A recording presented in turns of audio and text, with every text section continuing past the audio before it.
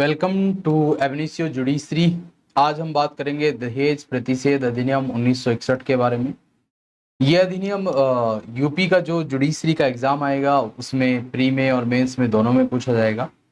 तो वैसे भी बेसिक तौर पर भी ये बहुत अच्छा अधिनियम है। मतलब नॉर्मल जानकारी के लिए भी अच्छा है, क्योंकि दहेज की जो घटनाएं हैं भारत में वो बहुत ज़्यादा हैं।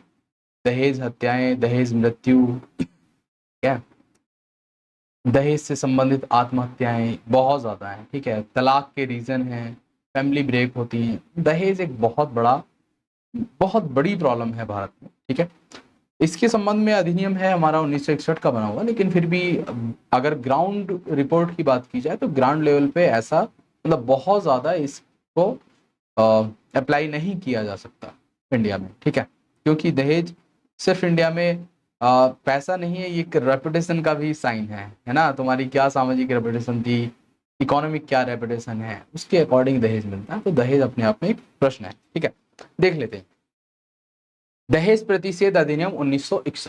कुछ इंपॉर्टेंट बातें हैं जो हमें ध्यान रखनी है। एक मिनट,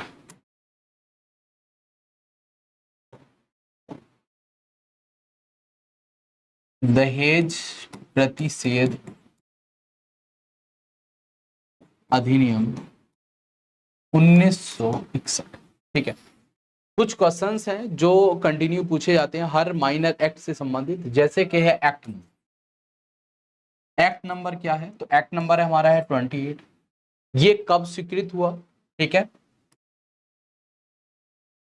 अगर स्वीकृति की बात की जाए तो यह है 20 मई 1961। ठीक है, और अगर इसके लागू होने की बात की जाए, प्रवर्त होने की बात की जाए, तो ये है हमारा 1 जुलाई 1961। ठीक है, तो 3-4 जो क्वेश्चंस हैं वो एक्ट में स्टार्टिंग में ही हमें याद होने चाहिए, और इनको ध्यान रखना है, क्योंकि हर एक्ट में इस तरीके के क्वेश्चन पूछे जाते हैं। एक और क्वेश्चन आता है कितने चैप्टर्स हैं, कितनी धाराएं हैं। तो यहाँ पर चैप्टर्स नहीं है, यहाँ पर है धाराएं। कुल टोटल 10 धाराएं। ठीक है, कुल मिलाकर 10 धाराएं हैं। ठीक है, यहां पर एक और आता है कि कितने नियम दिए गए हैं। तो ध्यान रखना, दहेज प्रतिषेध अधिनियम में 2 नियम दिए गए। 10 धाराएं हैं, 2 नियम है। 2 संशोधन है जो इसमें किए गए, जो इंपॉर्टेंट संशोधन की कैटेगरी में आते हैं। पहला संशोधन है हमारा 2 अक्टूबर 1985 का, और दूसरा है 19 नवंबर 1986। ठीक है, 2 अक्टूबर 1985 और ये है 19 नवंबर 1986। देखो, 1 2 3 4 5 6 7 क्वेश्चन ऐसे हैं जो अभी बन गए बिना एक्ट स्टार्ट की। कुछ नहीं पढ़ा अभी हमने, लेकिन ये 7 क्वेश्चन इस एक्ट में पहले से तैयार। और इस तरीके के क्वेश्चन बहुत बार पूछे जाते हैं। ठीक है, तो ध्यान रखना, हर माइनर एक्ट, मेजर का भी ध्यान रखना होता है, लेकिन माइनर से इस तरीके के क्वेश्चन सबसे ज्यादा। ठीक है, चलो ठीक है, आगे इसको स्टार्ट करते हैं। नेक्स्ट देखो, पेज ले लेते हैं। नेक्स्ट सबसे पहले है सेक्शन 1। देखो, इसको हम एक काम करते हैं, इसको एक चित्र बनाएंगे और खत्म करेंगे।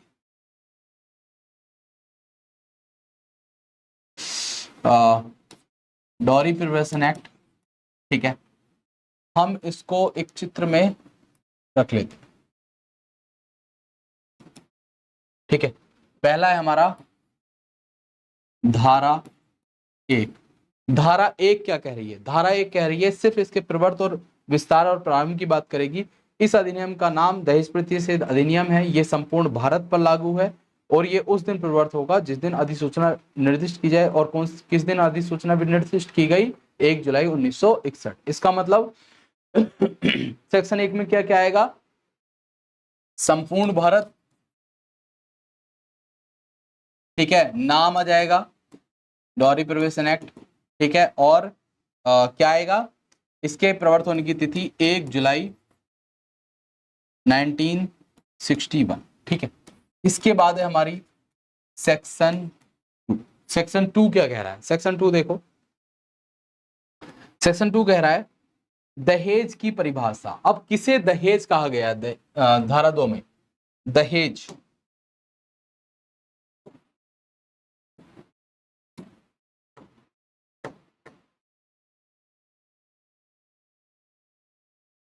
दहेज किसे कहा गया है, तो यहां पर इन्होंने दहेज को कुछ पार्ट में डिवाइड किया। दहेज किसे किसे कहा गया है, बेरट में देखो ये कह रहा है कि इस अधिनियम में दहेज से ऐसी कोई संपत्ति या मूल्यवान प्रतिभूति अभिप्रेत है। तो दहेज में ऑलवेज केवल प्रॉपर्टी नहीं आती, कोई भी मूल्यवान प्रतिभूति हो वो भी दहेज के अंतर्गत आएगी। ठीक है, जो विवाह के समय या उसके पूर्व या विवाह के पश्चात किसी समय, ठीक है, मतलब विवाह के समय दी जाए, विवाह के पूर्व या विवाह के पश्चात, कभी भी। ठीक है, विवाह के एक पक्षकार द्वारा विवाह के दूसरे पक्षकार, या विवाह के किसी भी पक्षकार के माता पिता द्वारा या किसी अन्य व्यक्ति द्वारा विवाह के किसी भी पक्षकार को या किसी अन्य व्यक्ति को उक्त पक्षकारों के विवाह के संबंध में या तो प्रत्यक्ष तय या अप्रत्यक्ष तय या दी जाने के लिए करार की गई है, किंतु उन व्यक्तियों के संबंध में उन्हें मुस्लिम स्वतः विधि शरीयत होती है, मेहर इसके अंतर्गत नहीं। ठीक है, तो दहेज के अंतर्गत अगर मैं बात करूं तो यहां पर होगी मूल्यवान प्रतिभूति, ठीक है, या कोई संपत्ति। ठीक है, कैसे दी जाती है ये ध्यान रखो। तो यहां पर इसको भी हम दो पार्ट में डिवाइड कर सकते हैं, प्रत्यक्ष तय या अप्रत्यक्ष तय। ठीक है, प्रत्यक्ष तय या अप्रत्यक्ष तय, एक पक्षकार से दूसरे पक्षकार को। एक और इंपॉर्टेंट बात ध्यान रखो, सेक्शन 2 में कहीं नहीं लिखा गया कि वधु पक्षकार से वर पक्षकार को, ऐसा नहीं लिखा गया है। इसका मतलब क्या है, यदि कोई ऐसी इन फ्यूचर, देखो आज के टाइम में तो लड़कियों की तरफ से ही दहेज आ रहा है, लड़की वाले ही दहेज दे रहे हैं, लेकिन इन फ्यूचर अगर कोई ऐसा कॉन्सेप्ट आ जाए जहां पर लड़के वाले को भी दहेज देना पड़े, तो तब भी उस पर दहेज प्रोविजन एक्ट लागू होगा। ठीक है, ये मत सोचना कि सिर्फ लड़की वाले ही देंगे तभी दहेज प्रतिषेध अधिनियम लागू होगा, लड़के वाले भी अगर दहेज देते हैं शादी करने के लिए तब भी दहेज प्रतिषेध अधिनियम लागू होगा। ठीक है, तो प्रत्यक्ष है या अप्रत्यक्ष हो सकती है, लेकिन इन सब बातों में एक इंपॉर्टेंट बात है जो हमें यहां पर राइट डाउन करनी है, वो है, स्टार लगा के लिखो, मेहर दहेज नहीं है।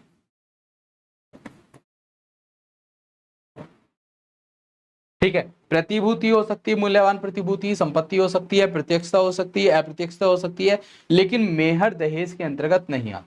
ठीक है, मुस्लिम विधि जिन पर लागू होती है वहां जहां मेहर देने का कॉन्सेप्ट है, दहेज मेहर के सॉरी दहेज के अंतर्गत मेहर नहीं आती। ठीक है, इसके बाद जो नेक्स्ट हमारा धारा है, धारा 3, इसको हम लिखेंगे, हाँ यहां पर हम लिख लेते हैं, इसको हम लिखेंगे अपराध। ठीक है, अपराध क्यों लिखा, क्योंकि यहां पर कई सारी धाराएं जिनमें धाराओं में अपराध की बात की गई है। पहला है हमारा धारा 3। धारा 3 बात करती है दहेज लेने या देने से संबंधित अपराध के विषय में। धारा 3 कहती है यदि कोई व्यक्ति दहेज देने, इस अधिनियम के प्रारंभ के पश्चात दहेज देगा या लेगा अथवा दहेज देने या लेना दुष्प्रेरित करेगा, तो वह कारावास से जिसकी अवधि 5 वर्ष से कम नहीं होगी, किंतु जो 15,000 रुपए 5 वर्ष से कम नहीं होगी, और जुर्माने से जो 15,000 रुपए या ऐसे दहेज की मूल्य की रकम की जो भी इनमें से अधिक हो, कम नहीं होगी, दंडनीय होगा। ठीक है, ये धारा है धारा 3, दहेज देना या लेना। ठीक है, दहेज देना या लेना, उसके संबंध में अपराध की बात, अपराध होगा दोनों ही कंडीशन में, और कितने दंड की व्यवस्था की गई है, 5 वर्ष तक का कारावास प्लस 15,000 जुर्माना, या इसको हम कहेंगे दहेज की संपत्ति के मूल्य के बराबर जुर्माना। ठीक है, तो या तो 15,000 रुपए का जुर्माना लगाएंगे या इतना जुर्माना लगाएंगे जितना कि दहेज लिया गया। 10 लाख का दहेज लिया गया, 10 लाख का जुर्माना। ठीक है, 20 लाख का लिया गया, 20 लाख का जुर्माना। ठीक है, क्लियर। देखो इसके बाद जो है यहां पर कुछ अपवाद दिए गए हैं इस धारा में, हमें बेसिक तौर पर ये बात ध्यान रखनी है, दहेज लेना या देना धारा 3 में अपराध है और इसी धारा में दंड की व्यवस्था की गई। ठीक है, इसके अपवाद क्या कहते हैं, ऐसी भेंटों को जो वधु को विवाह के समय उस निमित्त कोई मांग किए बिना दी जाती है या उसके संबंध में लागू नहीं होगी। मतलब धारा 3 तब लागू नहीं होगी अगर कोई ऐसी वस्तु दी जाए वधु को जो उसकी मांग के बिना दी जा रही है, तब ये धारा वहां पर लागू नहीं होगी। दूसरा, ऐसी भेंटों को जो वर को विवाह के समय उस निमित्त मांग के बिना दी जाती है, अगर मतलब जो वर है उसको बिना मांग की दी जाती है तब भी ये धारा लागू नहीं होगी। लेकिन इन दोनों ही जगह एक प्रोवाइजो लिखा हुआ, क्या, परंतु यह तब जबकि ऐसे भेंटे इस अधिनियम के समय बनाए गए नियमों के अनुसार रखी गई सूची में दर्ज की गई है। हमने अभी पहले बात की थी कि इस अधिनियम में 2 नियम हैं और ये नियम बताते हैं कि कौन कौन सी वस्तुओं को हम दहेज के रूप में दे सकते हैं। ठीक है, वो कौन सी वस्तु होंगी, एक लिस्ट बनाई गई है। ठीक है, तो उनको दहेज नहीं माना जाएगा। क्लियर। नेक्स्ट देखो, सेक्शन 3 हो गया। सेक्शन 4 देखो, दहेज मांगने के लिए शास्ति, ये भी अपराध है, तो हम इसको भी इसी क्लॉज में रखेंगे। धारा 4, दहेज की मांग। देखो यहां पर सेक्शन 3 में दहेज लिया जाता है या दिया जाता है, सेक्शन 4 में केवल मांग की जाती है। और यदि कोई व्यक्ति दहेज की मांग करता है तो उसे 6 माह से लेकर 2 वर्ष तक के कारावास और 10,000 रुपए तक के जुर्माने से दंडित किया जाएगा। ठीक है, 6 माह से 2 वर्ष तक का कारावास प्लस 10,000 जुर्माना। ठीक है, इस कारावास की अवधि को 6 माह से भी कम किया जा सकता है, लेकिन यह न्यायालय के विवेक पर निर्भर करेगा। ठीक है, न्यायालय को लगता है कि किसी व्यक्ति को 6 माह से भी कम कारावास दिया जाए तो सेक्शन 4 कहता है वो ऐसा कर सकता है, लेकिन वो मामले की परिस्थितियों के अनुरूप। ठीक है, क्लियर। इसके बाद है सेक्शन 4A, विज्ञापन पर प्रतिबंधी, ये भी अपराध है। सेक्शन 4A का जो प्रत्यय है ये भी अपराध की कैटेगरी में आएगा। ठीक है, सेक्शन, अच्छा, धारा 4A, विज्ञापन का प्रतिषेध। ठीक है, विज्ञापन का प्रतिषेध करता है धारा 4A। तो यदि कोई व्यक्ति दहेज की मांग के लिए, मतलब कई बार देखा होगा ना तुमने, न्यूज़पेपर में देखा होता है या कहीं पर, आजकल तो सोशल मीडिया का जमाना है तो वहां भी लिखा होता है कि यदि कोई इस लड़की से शादी करता है तो मैं उसको 50 लाख दहेज दूंगा, 1 करोड़ दहेज दूंगा। ये जो विज्ञापन है, या फिर जो अखबारों में पहले आता था, है ना, कि ये लड़की इतनी पढ़ी लिखी है, शादी करने पर 20 लाख का दहेज, है ना, एक प्लॉट, एक कार, जो भी कुछ है सब दहेज की कैटेगरी में। अगर ऐसा कोई भी विज्ञापन किया जाता है तो उस व्यक्ति को 6 माह से लेके 5 वर्ष तक के कारावास या 15,000 के जुर्माने से दंडित किया जाएगा। ठीक है, 6 माह से 5 वर्ष तक का कारावास या 15,000 जुर्माना। देखो एक बात समझो, यहां पर जो है 2-3 चीजें ध्यान रखनी है। यहां पर हमने क्या किया, प्लस किया है, सॉरी, यहां पर क्या किया, प्लस किया है, जोड़ा है, 5 वर्ष के साथ जुर्माना लगेगा। यहां पर भी 6 माह से 2 वर्ष तक का कारावास, साथ में जुर्माना लगेगा। लेकिन यहां पर या तो 6 माह से 5 वर्ष तक का कारावास होगा या 15,000 का जुर्माना होगा। ठीक है, तो या में और में अंतर समझ लो। बहुत जगह पर ये प्रश्न क्या होता है ना, कि जब एमसीक्यू में क्वेश्चन पूछा जाता है तो वो पूछ लेता है 6 माह से लेकर 5 वर्ष तक का कारावास या जुर्माना, या दूसरा ऑप्शन देता है कि 6 माह से लेकर 5 वर्ष तक का कारावास और जुर्माना। ठीक है, तो और जुर्माना गलत है, क्यों, क्योंकि यहां पर या जुर्माना लिखा गया। ठीक है, तो पीटी के लिए ऐसे क्वेश्चन इंपॉर्टेंट होते हैं, ध्यान रखो। ठीक है, ठीक है, क्लियर। सेक्शन 3, 4, 4A, तीनों क्लियर, सेक्शन क्लियर हो गए। एक इसके बाद सेक्शन आता है 5, यहीं पर लिख लेते हैं, धारा 5। धारा 5 बात करता है करार की। करार मतलब एग्रीमेंट। और सिंपल सी बात है, ऐसा कोई भी करार हमने कॉन्ट्रैक्ट एक्ट में पढ़ा है जो विधि विरुद्ध हो, शून्य होता है। यहां भी है, दहेज लेने या देने का करार शून्य हो। क्यों? क्योंकि दहेज लेना और देना दोनों तरीके से अपराध, ठीक है, तो उसका करार भी क्या होगा? शून्य होगा। हमने ये कॉन्ट्रैक्ट में भी पढ़ा, तो करार कैसा होगा? शून्य।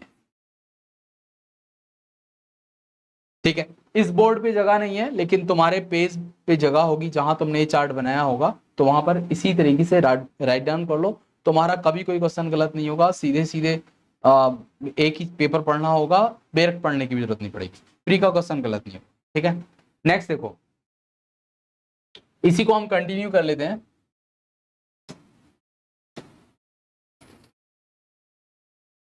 इसके बाद है हमारा धारा 6। अब देखो, दहेज लिया जा चुका है। अब धारा 6 क्या कह रही है? दहेज का पत्नी या उसके वारिसों के फायदे के लिए होना। जो भी दहेज दिया जाता है वो या तो पत्नी के लिए दिया जाता है, पत्नी के फायदे के लिए, या उसके वारिसों के लिए, जो उसकी संतानें पैदा होंगी उनके लिए, उनके फायदे के लिए दिया जाता है। ठीक है, कई बार सुना होगा ना कि दहेज कौन सा हमारे लिए, दहेज तुम्हारे लिए है ना, लोग इस तरीके की बात करते हैं ना। खैर, सेक्शन 6 देखो, जहां कोई दहेज ऐसी स्त्री से भिन्न जिसका विवाह के संबंध में वह दिया गया है किसी व्यक्ति द्वारा प्राप्त किया जाता है, वहां वह व्यक्ति उस दहेज को, यदि वह दहेज विवाह से पूर्व प्राप्त किया गया तो विवाह की तारीख के पश्चात 3 माह के भी। ठीक है, देखो, दहेज प्राप्त किया जा चुका है, दहेज प्राप्त किया जा चुका है। अगर विवाह के पूर्व प्राप्त किया है, पूर्व प्राप्त किया है, तो विवाह के पश्चात 3 माह के भीतर। ठीक है, दूसरी कंडीशन, अगला क्लॉज कह रहा है यदि वह दहेज विवाह के समय या उसके पश्चात, तो उसकी प्राप्ति की तारीख के पश्चात 3 माह के भीतर। अगर ये विवाह के समय या पश्चात प्राप्त किया गया था, तब भी विवाह के बाद 3 माह के भीतर।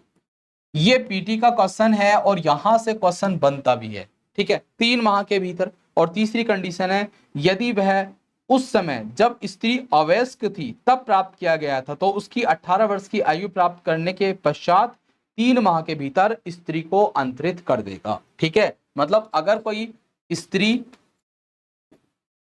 हम अवयस्क है, तब ऐसी कंडीशन में वयस्क होने के बाद 3 माह के भीतर, 3 माह के भीतर, ठीक है, क्या करना होगा? हमें ये जो दहेज जो हमें मिला है, ये तीनों ही कंडीशन में क्या करना होगा? स्त्री को अंतरित करना होगा। ठीक है, ध्यान रखना, स्त्री को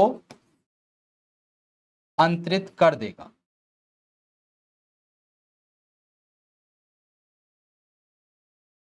ठीक है, स्त्री को अंतरित कर देगा।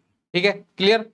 इसके बाद क्लॉज 2 कह रहा है यदि कोई व्यक्ति उपधारा 1 यथा अपेक्षित किसी ऐसी संपत्ति का जो परिसीमा काल के भीतर उपधारा 3 द्वारा अपेक्षित अंतरण करने में असमर्थ होगा, तो वह कारावास से जिसकी अवधि 6 माह से कम नहीं होगी किंतु जो 2 वर्ष तक की हो सकेगी, या जुर्माने से जो 5,000 रुपए से कम नहीं होगा किंतु जो 10,000 रुपए तक का हो सकेगा, या दोनों से दंडित किया जाएगा। तो इस अपराध के लिए दंड की व्यवस्था कितनी है? 6 माह से 2 वर्ष तक का कारावास, या 5,000 से 10,000 रुपए तक का जुर्माना, या 5,000 से 10,000 का जुर्माना। ठीक है, अगर तुमने वो संपत्ति महिला को अंतरित नहीं की तो क्या होगा? 6 माह से 2 वर्ष तक का कारावास या 5,000 से 10,000 रुपए तक का जुर्माना। ठीक है, लेकिन अगर किसी कंडीशन में वो स्त्री मर जाए, अब क्या कह रहा? उपधारा 1 के अधीन किसी संपत्ति का हकदार स्त्री को उसे प्राप्त करने से पूर्व मृत्यु हो जाती है, जो महिला थी उसको संपत्ति प्राप्त होती विद इन 3 मंथ, लेकिन वो मर गई। अब ऐसी कंडीशन में क्या, वहां स्त्री के वारिस उसे तत्समय धारण करने वाले व्यक्ति से दावा करने के हकदार है। अगर उस स्त्री के वारिस हैं, अब तुम समझो कि 3 महीने में कौन ही वारिस होगा उसका, है ना। लेकिन ये दूसरे पर्सपेक्टिव में समझो कि अगर एक महिला की आयु 15 वर्ष थी जब उसका विवाह हुआ था, तो उसको संपत्ति कब मिलेगी, जब वो 18 वर्ष की हो जाएगी। 3 साल है तो 3 साल में तो कोई उसकी संतान हो सकती है। तो ऐसी कंडीशन में क्लॉज 3 का सब क्लॉज जो पहला पैरा है वो अप्लाई हो जाएगा कि जो जो वारिस होंगे वो संपत्ति पर दावा करने के हकदार होंगे। परंतु जहां ऐसी स्त्री की मृत्यु उसके विवाह के 7 वर्ष के भीतर प्राकृतिक कारणों से अन्यथा हो जाती है, अगर वो महिला मारी जाती है विद इन 7 ईयर और वो भी प्राकृतिक कारण ना हो, तो ऐसी कंडीशन में यदि कोई संतान नहीं है तो उसके माता पिता को अंतरित हो जाएगी। अगर उस महिला की कोई संतान नहीं हुई तो वो प्रॉपर्टी कहां पर जाएगी, वापस उसके माता पिता, जिन्होंने वो दहेज दिया था, वो प्रॉपर्टी वापस उसके माता पिता को चली जाएगी। लेकिन यदि उसकी कोई संतान हो तो ऐसी कंडीशन में उस संपत्ति को उसका जो पति है वो न्यास के तौर पर, या उसका जो भी संरक्षक था वो न्यास के तौर पर धारण करे संतानों के लिए। जैसी संतान बड़ी हो जाएंगी, 18+ हो जाएंगी, संपत्ति संतानों को अंतरित कर दी जाएगी। ठीक है, लेकिन फिर वही है इसमें भी क्लॉज। ठीक है, क्लियर है बिल्कुल। ठीक है, इसके बाद देखो नेक्स्ट धारा है हमारी, नेक्स्ट सेक्शन है सेक्शन 7, अपराधों का संज्ञान। धारा 7 के लिए 3 बात ध्यान रखनी है, बस पढ़ने की जरूरत नहीं है, बस 3 बात ध्यान रखनी। अपराध नहीं, अपराधों का संज्ञान की बात आ रही है ना, संज्ञान कौन लेगा, तो यहां पर लिखा है सीआरपीसी में किसी बात के होते हुए भी, अब तो बीएनएसएस आ गया, महानगर मजिस्ट्रेट या प्रथम वर्ग न्यायिक मजिस्ट्रेट। अब समझो, जब सीआरपीसी थी तब महानगर मजिस्ट्रेट था, अब बीएनएसएस में महानगर मजिस्ट्रेट है ही नहीं, तो सीधे कौन होगा संज्ञान लेने के लिए capable, first class judicial magistrate. केवल फर्स्ट क्लास जुडिशियल मजिस्ट्रेट के पास राइट है कि वो इस मामले का संज्ञान ले सकता है। लेकिन कैसे लेगा, या तो अपनी जानकारी पर लेगा, या पुलिस रिपोर्ट पर लेगा, या परिवाद। ठीक है, तो जैसे कि सेक्शन 190 सीआरपीसी कहता है, तीनों ही तरीके से संज्ञान लिया जा सकता है, पुलिस रिपोर्ट पर भी, ठीक है, स्वयं भी हो सकता है स्वयं की जानकारी पर, और तीसरी हमारी परिवार। तीनों तरीके से संज्ञान लिया जा सकता है। ठीक है, तो अब यहां से महानगर मजिस्ट्रेट हटा दिया गया है तो टेंशन ही खत्म। अब पहले महानगर मजिस्ट्रेट भी था, अब केवल फर्स्ट क्लास जुडिशियल मजिस्ट्रेट है। इसके बाद है सेक्शन 8। सेक्शन 8 देखो,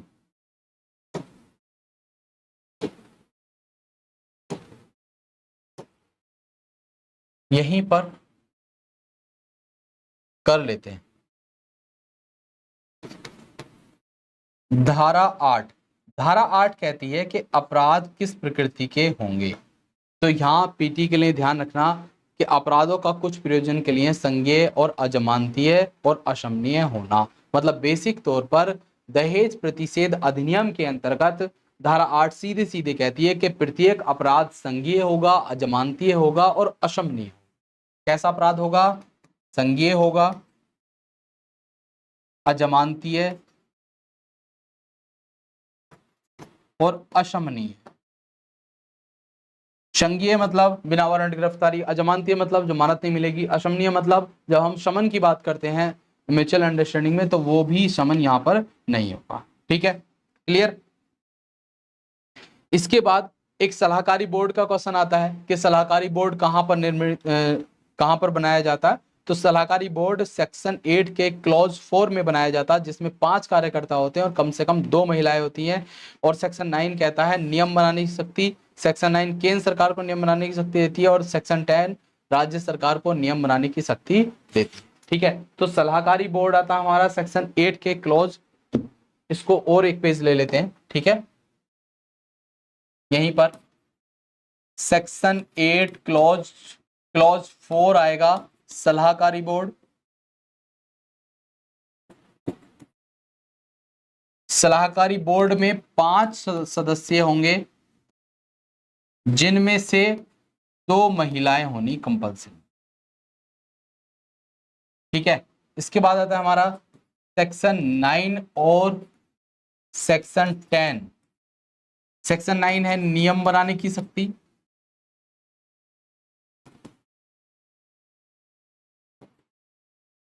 ठीक है, और यहां भी सेक्शन 10 में भी नियम बनाने की शक्ति है। देखो ये जो सेक्शंस है ना, ये मेंस में तो कभी पूछे ही नहीं जाएंगे, सिर्फ प्री में पूछे जाते हैं। यहां है सेंट्रल गवर्नमेंट और यहां है स्टेट गवर्नमेंट। बस यही 2 क्वेश्चन आते हैं कि किसको शक्ति दी गई है, धारा 9 में, धारा 9 में सेंट्रल गवर्नमेंट को और धारा 10 में स्टेट गवर्नमेंट को। इसके अलावा कोई प्रश्न यहां से नहीं आता। बेसिक तौर पर तो अगर 1961 की बात की जाए तो पनिशमेंट ही सफिशियंट है। अपराध कहां पर हो रहे हैं, कितने पनिशमेंट की बात की जा रही है, बस कौन सी धारा में अपराध हो रहा है, 1-2 जजमेंट है। जब प्रॉपर एक मेंस के लिए क्लास करेंगे तब वो भी लिखवा देंगे। तो अगर प्री जिन लोगों को करना है, जिनके भी एग्जाम में प्री में दहेज प्रतिषेध अधिनियम आ रहा है, उनके लिए बिल्कुल इतना सा अगर तुम तैयार कर लेते हो तो जरूरत ही नहीं पड़ेगी, 1% भी आपका बाहर नहीं जाएगा और सारे आंसर आपके बिल्कुल परफेक्ट होंगे। ठीक है, चलो ठीक है।